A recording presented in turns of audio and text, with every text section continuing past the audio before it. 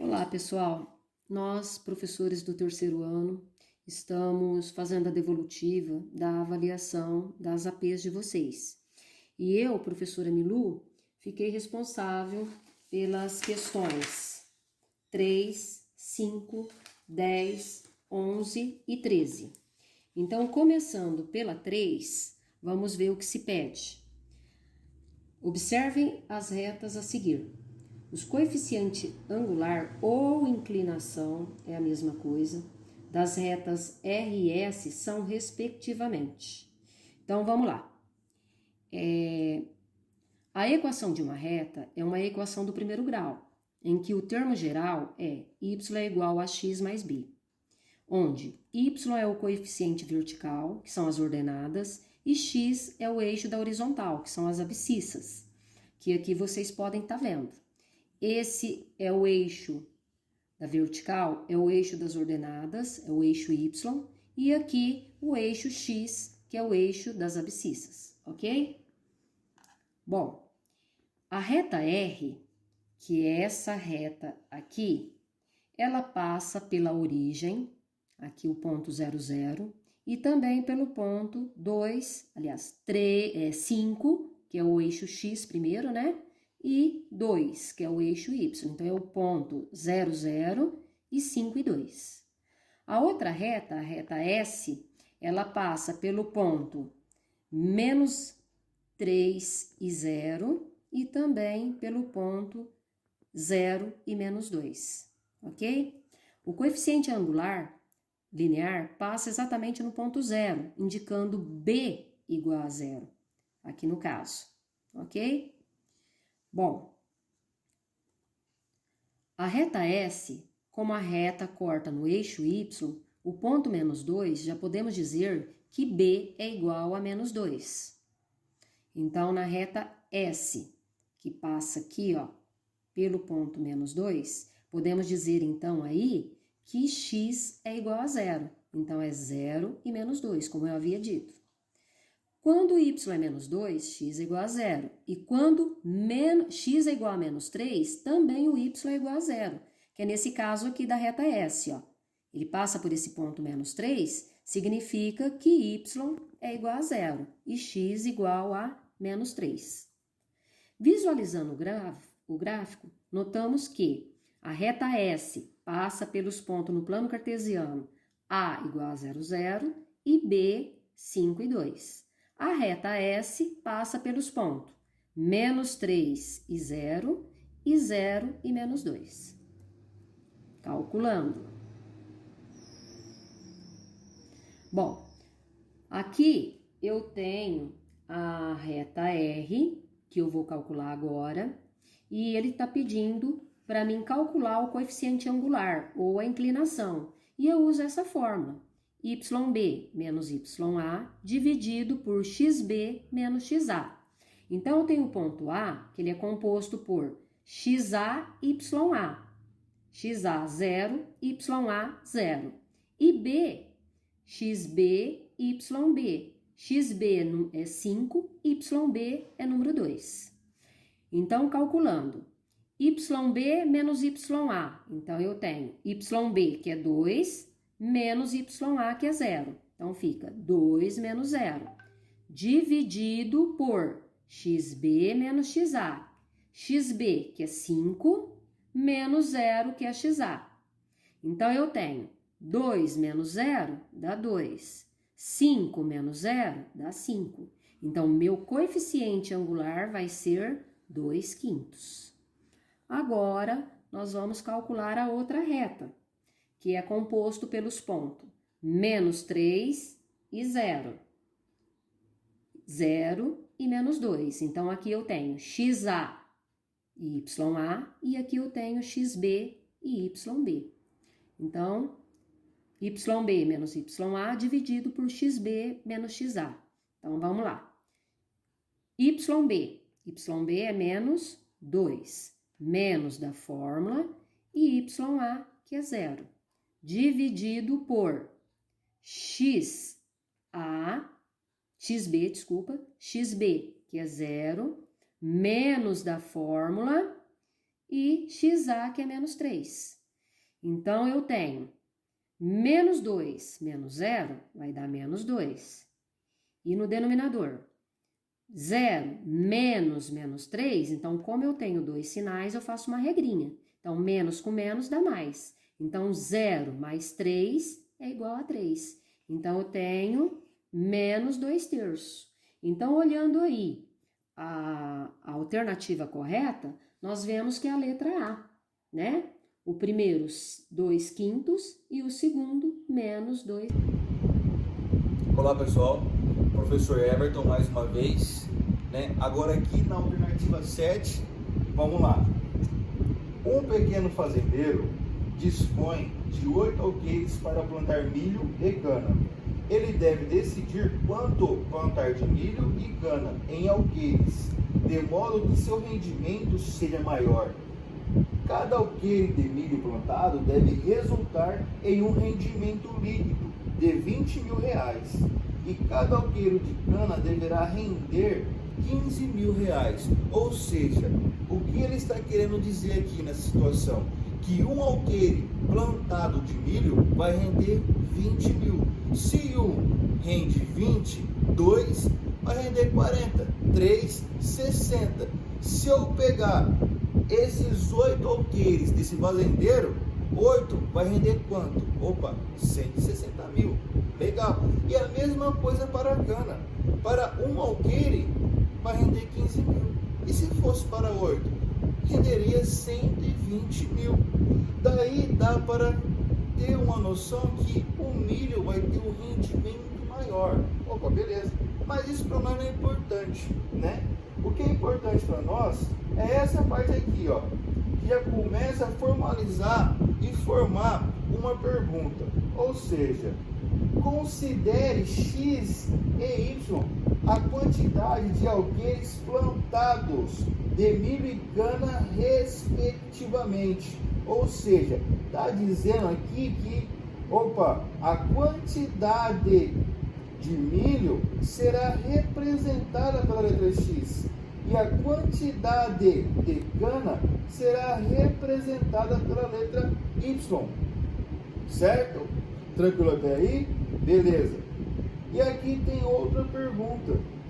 Como se deve representar os termos X e Y, um rendimento recebido pelo fazendeiro, que seja maior ou igual a R$75.000? Opa, aqui tem uma informação também que eu acho muito importante. Essa palavrinha, maior ou igual a R$75.000, ou seja, maior ou igual. Se é maior ou igual, eu sei que é um sinal, né? É um sinal que está aqui na minha expressão, ou seja, na alternativa A, 75 mil igual. Opa, mas no meu enunciado está falando maior ou igual. Então, com essa informação, eu posso eliminar algumas alternativas que já não serão as corretas. No mínimo 2 ou até 3, se você for analisar bem. Igual aqui, ó, a alternativa A, eu tenho um sinal de igualdade. Se é igualdade, essa expressão pode ser representada por uma equação. Tudo bem. Opa, então a A descartada. Aí eu tenho a alternativa B, sinal de maior ou igual, legal. Alternativa C, sinal de maior igual, legal. Alternativa D, apenas o sinal de maior, também está descartada, porque o anunciado pede maior ou igual. E a alternativa E, legal, maior ou igual. Ou seja, aqui o professor está só falando do sinal. Então, apenas se você identificar o sinal, você já elimina duas alternativas. Nesse caso aqui, a alternativa A e a... Ah, professor, mas eu não sei essa questão do sinal maior ou igual. Tudo bem. Então, vamos para o cálculo. Vamos lá. Eu sempre gosto de grifar ou marcar e observar aquilo que eu acho importante. Se eu sei que eu tenho um fazendeiro e ele dispõe 8 alqueires para plantar milho e cana, eu sei que eu tenho um total de alqueires. Ótimo. Mas, porém, eu não tenho informação da quantidade de alqueires de milho e da quantidade de alqueiros da cana. Mas eu tenho rendimento por alqueire do milho, que é 20 mil reais, e tenho rendimento por alqueire da cana, que é 15 mil, que entra naquela questão que vimos anteriormente. Se um alqueiro de milho plantado rende 20 mil reais, 2 vai render quanto? E assim a gente começa já a abrir a nossa mente para fazer o cálculo mental. E assim poderemos representar a quantidade de alqueiro de milho pela letra X, como a gente viu aqui em cima, né?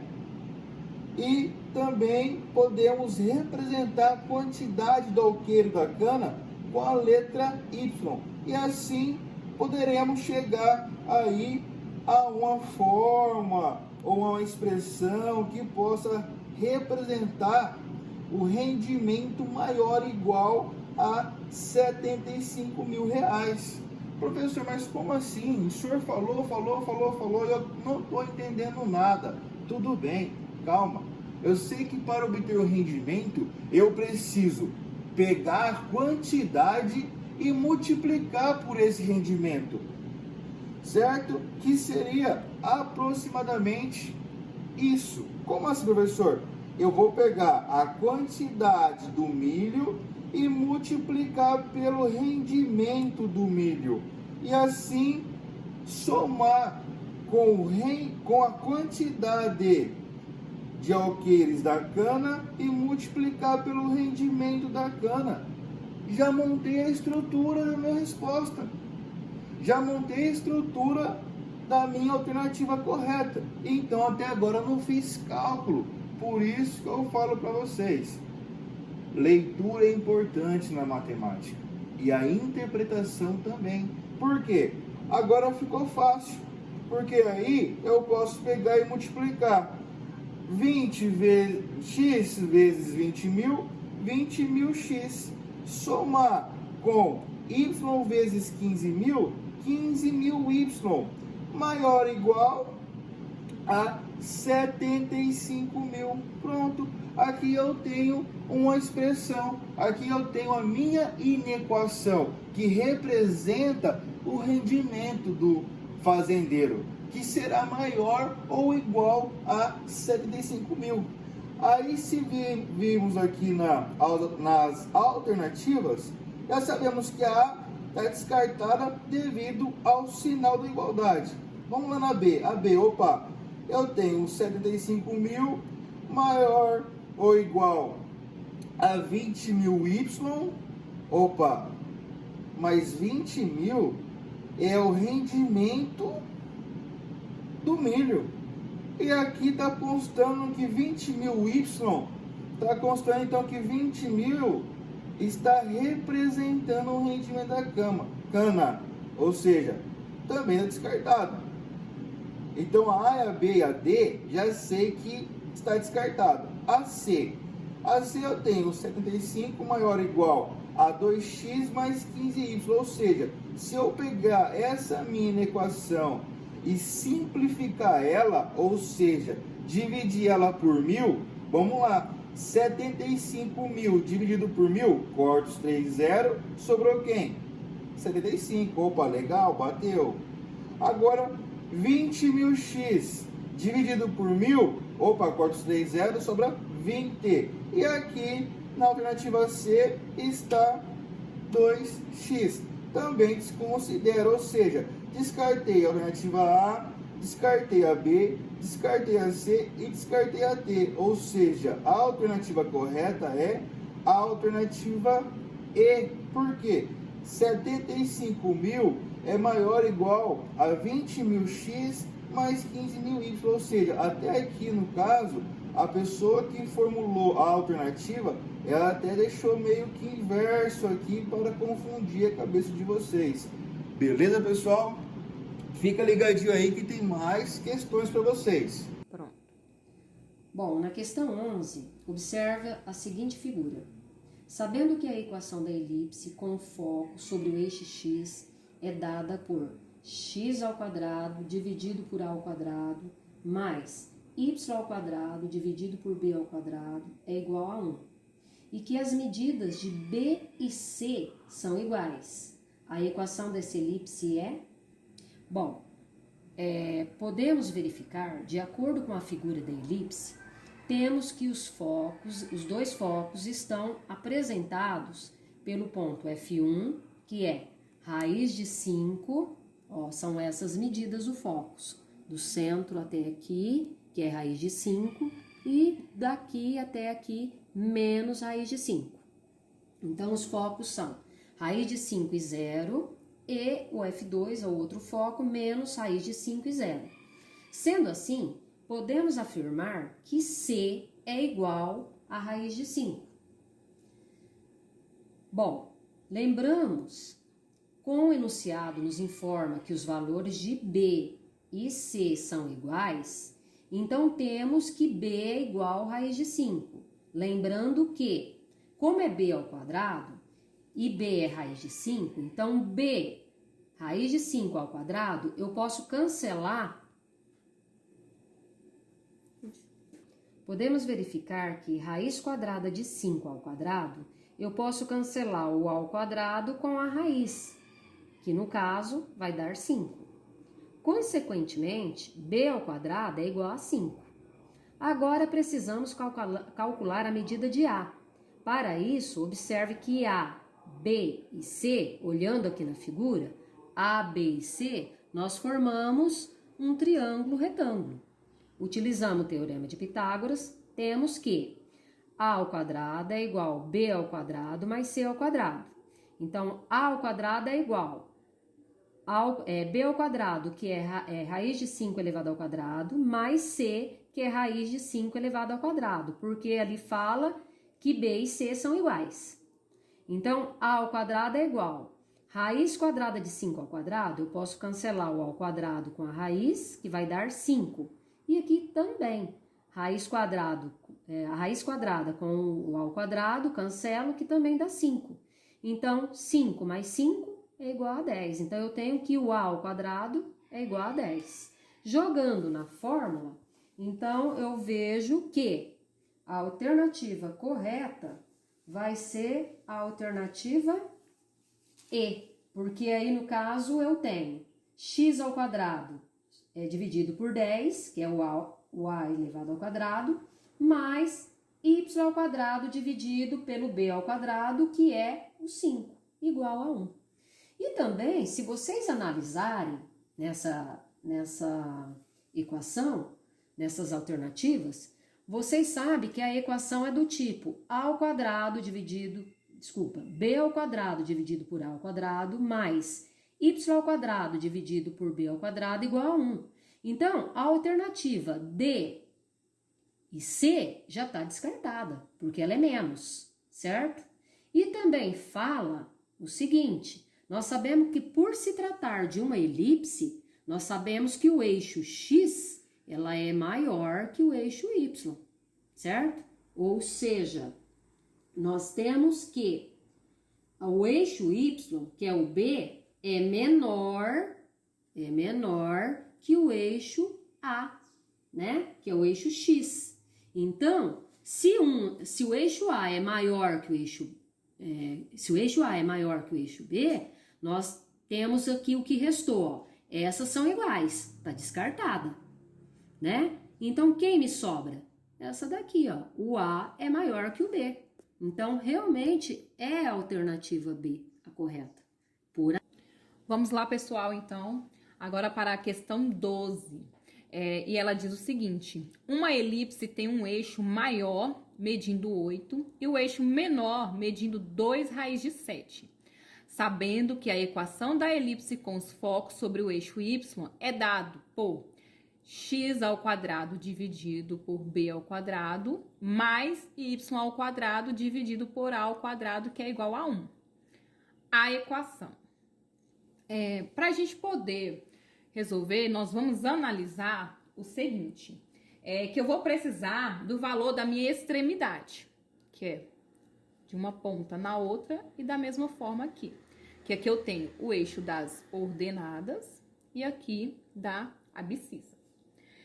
pegarei do centro a ponta da extremidade. E de uma extremidade à outra, o A equivale a 8. Só que eu preciso só da metade. Então, por isso, eu vou fazer 2 vezes A, que é igual a 8, que é a minha extremidade total. Por que o 2? Porque como eu quero a metade, eu vou pegar o meu valor e dividir por 2. A, que é igual a 8 dividido por 2, que é igual a 4. Ou seja, do meu centro até a minha extremidade equivale a 4. Da mesma forma, então, eu vou fazer no B, que é aqui. 2 vezes B, que é igual a 2 raiz de 7, que é igual a 5 vezes 29. B, que é igual a 5,29 dividido por 2, que está me dando um total de 2,65. Agora, então, nós vamos utilizar essa fórmula.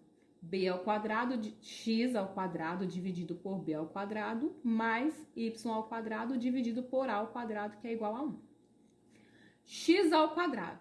Gente, ó, aqui vai haver uma mudança. Por quê? Porque a minha elipse, ela está ao contrário, tá? Ela, na verdade, ela é assim, ó. Só que ela veio ao contrário. Devido a isso, nós vamos estar mudando aqui. O termo A, ele fica no lugar do B e o B no lugar do A, certo? Então, x ao quadrado dividido por a ao quadrado mais y ao quadrado dividido por b ao quadrado, que é igual a 1. 4 ao quadrado é igual a 16. E 2 ao quadrado, 2,65 ao quadrado é igual a 7. Então, x ao quadrado é igual a 16, x dividido por 16, mais y ao quadrado dividido por 7, que é igual a 1. Então, a gente vai ter os pares ordenados, 0, menos 3 e 0,3. Portanto, a minha resposta certa, a minha alternativa correta é a alternativa. Vamos lá. Cadê? Na questão 13, podemos estar escrito assim: observe o esboço do gráfico da função de segundo grau, considerando o y é igual a x ao quadrado mais bx mais c. É correto afirmar que, analisando esse gráfico, nós podemos ver que ela está com a concavidade voltada para cima. Isso significa que é uma equação positiva, certo? A negativa, essa concavidade, seria voltada para baixo. Então, podemos dizer que A é positiva, maior que zero, certo? E que também ela possui duas raízes. Uma não chega a menos 2, ou seja, seria menos 1,8. E a outra passa do menos 5, ou seja, menos 5,3, por aí, né? Então, a gente vê que o delta já não é igual a zero, porque quando ele é igual a zero, ele tem duas raízes iguais. Portanto, como não são igual, ela não é delta igual a zero. Podemos verificar que o delta pode ser maior que zero. Temos duas raízes diferentes, que é o caso aqui, ó. São duas raízes diferentes. Então, nisso aqui, podemos observar que o delta é maior que zero. Porque o delta menor que zero, não temos nenhuma raiz real. Então, como a gente tem raiz, certo? Então, podemos verificar que o delta é maior que zero. E é o que diz na alternativa B. A função tem duas raízes reais e diferentes, pois delta é maior que zero, e o ponto mínimo, pois A é maior que zero. Como eu acabei de falar, se trata de uma função positiva. Então, a alternativa correta é a B.